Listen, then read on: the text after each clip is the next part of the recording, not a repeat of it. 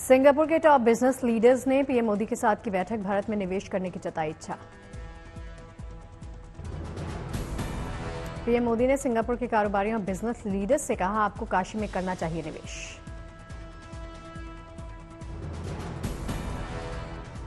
तो आपको अपना कोई इन्वेस्टमेंट काशी में करना चाहिए।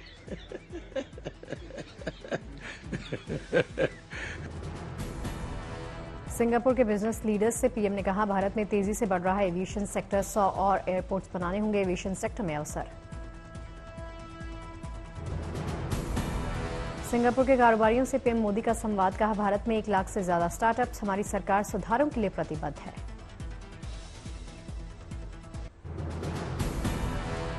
हम स्किल डेवलपमेंट पर बहुत बल दे रहे हैं। भारत की आवश्यकताओं के साथ उसका संबंध एक ग्लोबल जॉब मार्केट के से भी जुड़ा हुआ है। सिंगापुर में पीएम मोदी ने पीएम लॉरेंस वोंग के साथ सेमीकंडक्टर और इलेक्ट्रॉनिक्स की मशहूर कंपनी AEM का दौरा किया, भारत के साथ द्विपक्षीय सहयोग का करार। पीएम मोदी ने सिंगापुर की सेमीकंडक्टर कंपनियों को 11 से 13 सितंबर तक ग्रेटर नोएडा में आयोजित होने वाली सेमीकॉन इंडिया प्रदर्शनी में भाग लेने के लिए आमंत्रित किया। पीएम मोदी ने सिंगापुर के राष्ट्रपति थर्मन से मुलाकात की, दोनों नेताओं ने आपसी हित के द्विपक्षीय वैश्विक मुद्दों पर चर्चा की। पीएम मोदी के लिए सिंगापुर के वरिष्ठ मंत्री ली सीन लुंग ने किया लंच का आयोजन, दौरा संपन्न कर भारत के लिए रवाना हुए पीएम।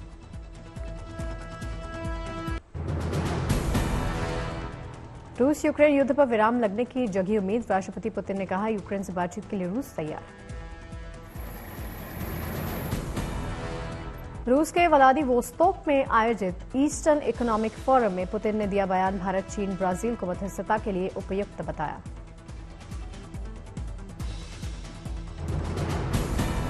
पुतिन ने कहा, जब युद्ध शुरू हुआ था तब तुर्की ने समझौता कराने की कोशिश की थी, अब पुराने प्रयासों का आधार बनाकर बातचीत को फिर से शुरू किया जा सकता है। जंग रुकवाने में भारत की भूमिका हो सकती है बेहद खास, जुलाई में पुतिन से मिल चुके हैं मोदी, अगस्त में जेलेंस्की से की थी मुलाकात। पीएम मोदी दे चुके हैं संदेश, शांति के लिए भारत मध्यस्थता के लिए तैयार, बातचीत और कूटनीति के जरिए समाधान खोजने की कर चुके अपील। जम्मू कश्मीर में बीजेपी प्रदेश अध्यक्ष रविंद्र रैना ने भरा नामांकन, नौशहरा विधानसभा सीट से लड़ रहे चुनाव। जम्मू कश्मीर चुनाव की तैयारी तेज, 6 सितंबर से गृह मंत्री अमित शाह प्रचार अभियान का आगाज करेंगे। अमित शाह जम्मू में जारी करेंगे पार्टी का घोषणा पत्र, 7 सितंबर को कार्यकर्ता सम्मेलन में करेंगे संबोधन। जम्मू कश्मीर में पीएम मोदी करेंगे 3 रैलियां, पीएम मोदी जम्मू रीजन में 2 और कश्मीर में 1 जनसभा करेंगे। जम्मू कश्मीर में नेशनल कॉन्फ्रेंस नेता उमर अब्दुल्ला ने बडगाम विधानसभा सीट से ठोकी ताल, 2 विधानसभा सीटों से लड़ रहे हैं चुनाव।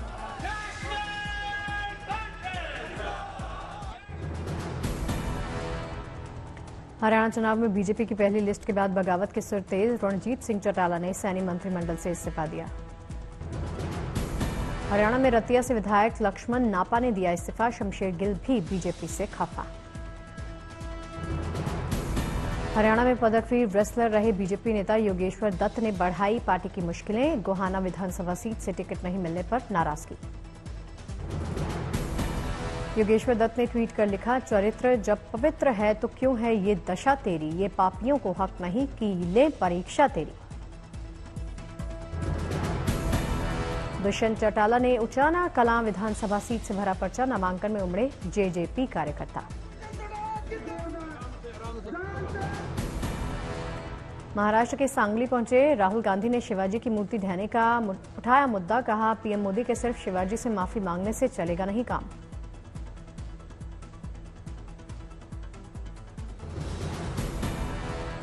माफी जो वही मांगता है जो गलत काम करता है, जिसने गलती ही नहीं की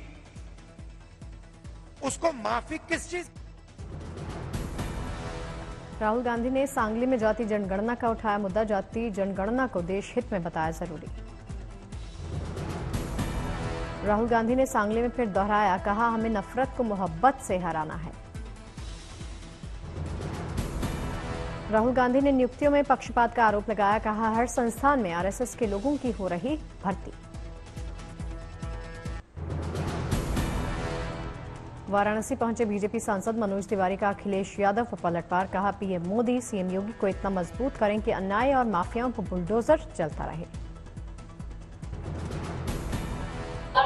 योगी जी को इतना मजबूत करे माई, मोदी जी को इतना मजबूत करे माई कि अन्याय के ऊपर बुलडोजर चलता रहे, माफियाओं के ऊपर बुलडोजर चलता रहे, अपराधियों के ऊपर बुलडोजर चलता रहे। मनोज तिवारी ने रेसलर विनेश फोगाट के राजनीति में आने का स्वागत किया, कहा विनेश को जल्द समझ में आ जाएगा कांग्रेस सिर्फ उनकी प्रतिष्ठा को भुनाना चाहती है। बीजेपी सांसद राजभूषण निषाद ने गिरिराज सिंह के मुस्लिम आबादी बढ़ने वाले बयान का समर्थन किया, कहा देश को प्रगति करना तो सबसे पहले जनसंख्या विस्फोट को रोकना होगा। जनसंख्या विस्फोट जिस ढंग से हो रहा है निश्चित रूप से एक चिंता का विषय है, और अगर देश को प्रगति करना है तो सारी बातों को भुला करके सबसे पहले जनसंख्या विस्फोट को रोकना होगा। हिमाचल प्रदेश में मस्जिद निर्माण पर गहराया विवाद, कांग्रेस मंत्री अनिरुद्ध सिंह ने विधानसभा में उठाया मुद्दा। 2019 में सर 4 अतिरिक्त मंजिलों का अवैध निर्माण हो चुका था सर। 2010 में जब केस चल रहा था तो 2019 तक 4 मंजिलें कैसे बनी सर? मस्जिद के अवैध निर्माण का मुद्दा उठाने पर मंत्री अनिरुद्ध सिंह पर भड़के असदुद्दीन ओवैसी, कहा ये कांग्रेस के मंत्री हैं या बीजेपी के नेता। हिमाचल के पूर्व सीएम और बीजेपी नेता जयराम ठाकुर ने मंत्री अनिरुद्ध सिंह के बयान का समर्थन किया, कहा मस्जिद का अवैध निर्माण करना दुर्भाग्यपूर्ण है। समझता हूं मैं कि भाई बहुत दुर्भाग्यपूर्ण है, प्रशासन को इसका संज्ञान पहले लेना चाहिए था। अगर इलीगल कंस्ट्रक्शन हो रही तो उस पर कार्रवाई तुरंत होनी चाहिए थी, शुरू में ही होनी चाहिए थी। शिक्षक दिवस के मौके पर 50 अध्यापकों को राष्ट्रपति मुर्मू ने नेशनल अवार्ड से सम्मानित किया, विज्ञान भवन में समारोह हुआ।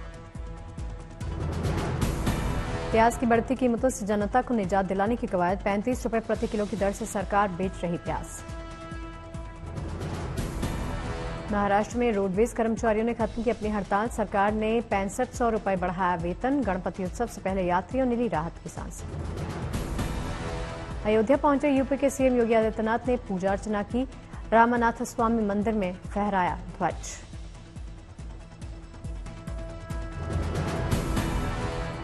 लखनऊ में 69,000 सहायक शिक्षक भर्ती के अभ्यर्थियों का प्रदर्शन जारी, मंत्री ओम प्रकाश राजभर के आवास पर धरने पर बैठे।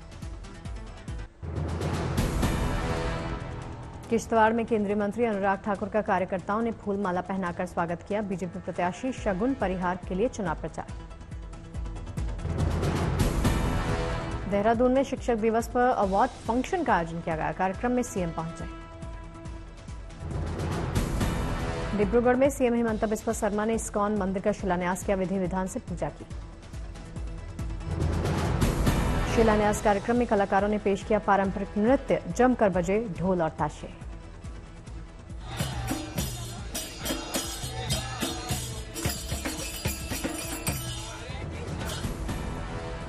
आगर मालवा के बाजारों में सजी गणपति की मूर्ति की दुकानें, अलग अलग आकार और रंगों की मूर्तियां मौजूद।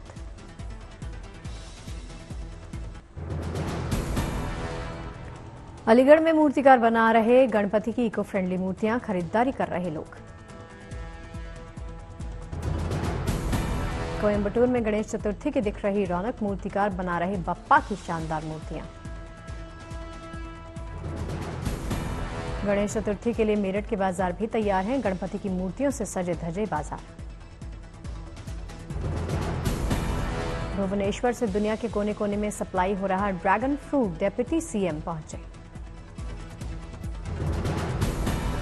लुधियाना में 6 साल की बच्ची ने संस्कृत श्लोक की 2 किताबों को 2 भाषाओं में लिखा, Guinness book of world record में दर्ज किया नाम। पोर्ट वोरिम में सीएम प्रमोद सावंत ने directorate of industries and vibrant Goa foundation के साथ साइन किया एमओयू, कार्यक्रम में पूर्व केंद्रीय मंत्री पहुंचे।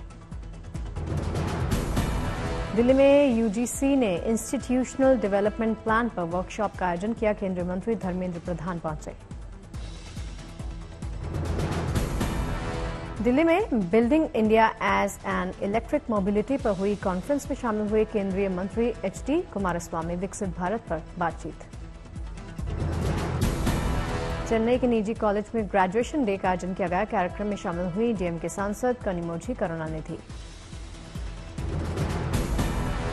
चेन्नई में फिकी लेडीज ऑर्गेनाइजेशन के कार्यक्रम में शामिल हुई केंद्रीय मंत्री निर्मला सीतारमण। महिलाओं के मुद्दे पर बातचीत की। मुंबई में मंत्री मंगल प्रभात लोधा ने स्पेशल ट्रेन नमो एक्सप्रेस को दिखाई हरी झंडी। ट्रेन से कोंकण लोग गणेशोत्सव मनाने के लिए रवाना।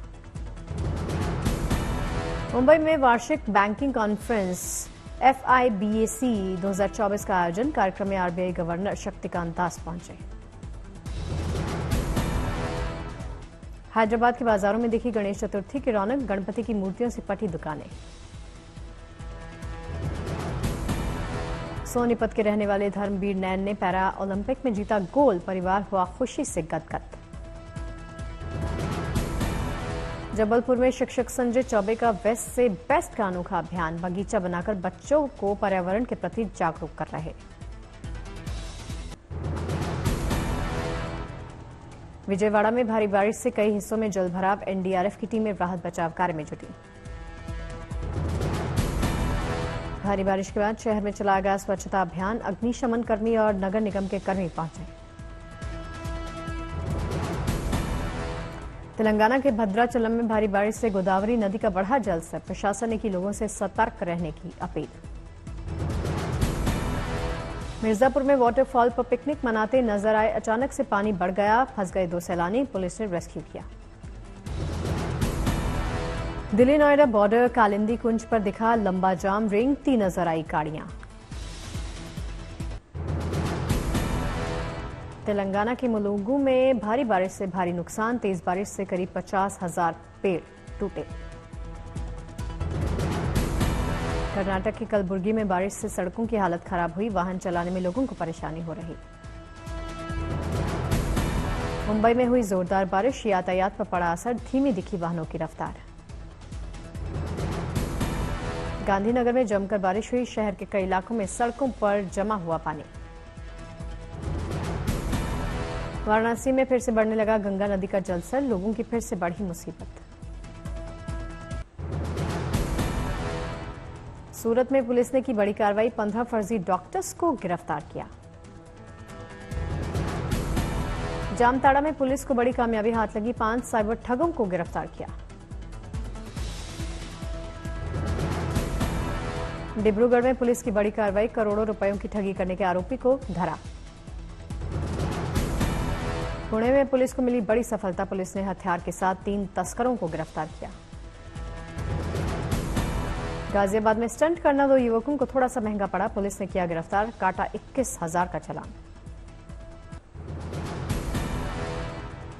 फॉर्च्यून इंडिया लिस्ट के मुताबिक शाहरुख खान सबसे ज्यादा टैक्स चुकाने वाले सेलिब्रिटी। कुल 92 करोड़ टैक्स भरा। टॉप 5 में अमिताभ, सलमान, विराट कोहली शामिल। IPL का वैल्यूएशन 92.5 हजार करोड़ से गिरकर 82.7 हजार करोड़ रुपए। विमेन्स प्रीमियर लीग की वैल्यू 8% बढ़कर 1350 करोड़ हुई। एविएशन रेगुलेटर DGCA के मुताबिक भारतीय हवाई क्षेत्र में विमानों के करीब आने की घटनाएं कम। आसमान में विमानों की सुरक्षा बढ़ी। वाराणसी, बरेली, झांसी, भोपाल, आगरा समेत 17 शहरों में स्मार्ट सिटी प्रोजेक्ट पूरा होने का दावा। 34 शहरों में 90% काम पूरा होने की सरकार ने जानकारी दी। वित्त मंत्रालय ने 500 करोड़ से ज्यादा के खर्च के लिए नियमों में ढील दी। 2024-25 की पहली तिमाही में GDP ग्रोथ घटने के बाद इकोनॉमी की रफ्तार बढ़ने के लिए उठाया कदम। UN में इजरायली राजदूत डैनी डैनन ने सुरक्षा परिषद पर बोला हमला। हमास की निंदा की। इजरायल में बंधकों की रिहाई की मांग को लेकर प्रदर्शन का दौर जारी। PM नेतन्याहू ने युद्ध विराम समझौते के लिए फिलाडेल्फी कॉरिडोर से सेना की वापसी से इनकार किया। इजरायली सेना ने दक्षिणी गाजा की सुरंग का वीडियो जारी किया। इजरायल के मुताबिक इसी सुरंग में मिले थे 6 इजरायली बंधकों के शव। डेमोक्रेटिक पार्टी की राष्ट्रपति पद उम्मीदवार कमला हैरिस ने स्कूल में गोलीबारी की घटना को बताया त्रासदी। देश में बंदूक की हिंसा खत्म करने की बताई जरूरत। अमेरिका ने राष्ट्रपति चुनाव में रूस पर स्टेट मीडिया के जरिए दुष्प्रचार का आरोप लगाया। चुनाव में रूसी प्रभाव को कम करने के लिए कई कदम उठाने जाने का ऐलान किया।